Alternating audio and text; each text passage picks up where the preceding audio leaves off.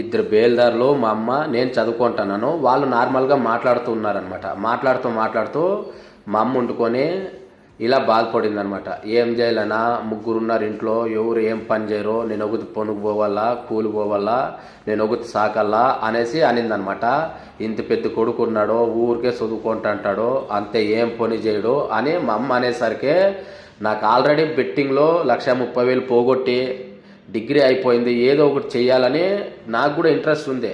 ఓకేనా, ఏ స్కిల్స్ లేవు, నేర్చుకుంటున్నాను. నాకు ఈ డిప్రెషను ఇదంతా ఆ దుఃఖం అనేది నాకు ఎక్కువైపోయి నేను ఉన్న పలంగా అక్కడ గట్టిగా ఏడ్చేసినాను అనమాట. ఇది నేను ఏడవడం రెండోసారి. నేను డిగ్రీ కాలేజీలో ఒక్కసారి ఏడ్చినాను, దాని తర్వాత ఆ టైంలో ఏడ్చినాను అనమాట. ఇంకా నాకు ఇలా అయితే అయ్యలేదు. ఫస్ట్ ఏం చేసైనా సరే ఊరు వదిలేసి బెంగళూరుకి అయితే పోవాలని ఆ రోజు నైటే నిర్ణయించుకున్నాను అనమాట. నిర్ణయించుకొని లగేజ్ మొత్తం సర్దుకున్నా.